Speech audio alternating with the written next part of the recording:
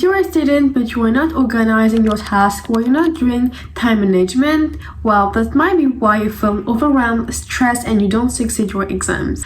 As a student, I know how overwhelmed we can feel with all the assignments, the exams, and the pressure. And even more when we aren't organizing our tasks and when we are not paying attention to time management. In most of the time, the students who struggle with exams and their grades aren't bad at school or just not smart enough. They just don't do what straight A students do. Straight A students are time managing, organizing their tasks, and using the right study techniques.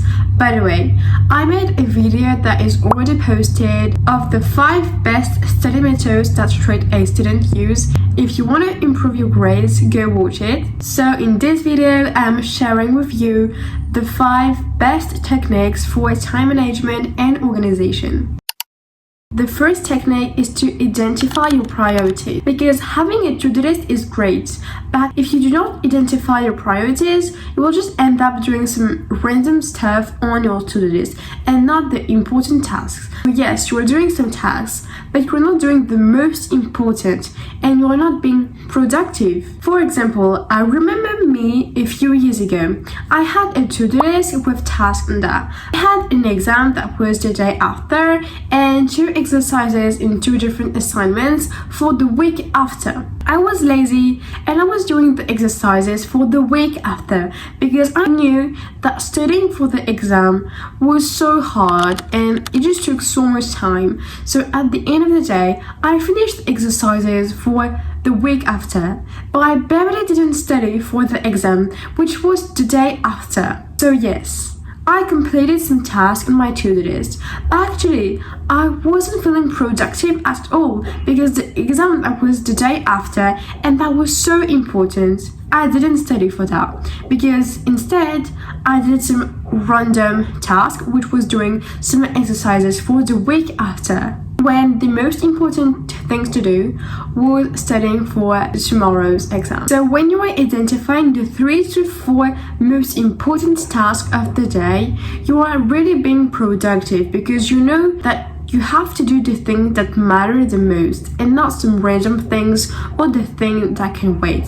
Obviously, everything is important, but some things are most important than some. Moving on to the second habit, which is having a stable and organized routine. You might wonder why a routine affects your organization, right?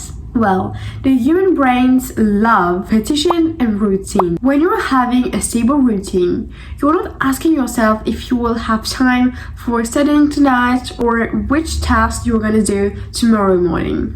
Because, for example, when you do not have a stable routine, your brain and you don't know what you will study tonight or if you're gonna have time to study tomorrow, so you're being lost and just procrastinating. The third technique is very simple and very logic because I see so much people not using that, but actually we are all like that because we are all humans. So the technique is just to stop. I know, we've all had our teachers or parents telling us that the hardest part was just to stop. But guess what? They were all right because our brain is lazy. If you have the option to stay on TikTok for a few more minutes in your bed rather than studying for your tomorrow's test, your brain will naturally want to stay on TikTok and in your bed rather than studying because studying is hard for your brain. Your brain has to work. But when you're on TikTok in your bed, you don't have to work. You're peaceful, you're peaceful. Have you ever noticed that when you're procrastinating all day long and then deciding to study a bit, you realize that it wasn't as hard and as long as you thought it was? And that's normal because, as I said before, our brain is lazy. When you are not even starting to study, you think that it will be so hard, so long, but actually it isn't. You're just studying. If there's one thing to learn, is that studying is actually the hardest part.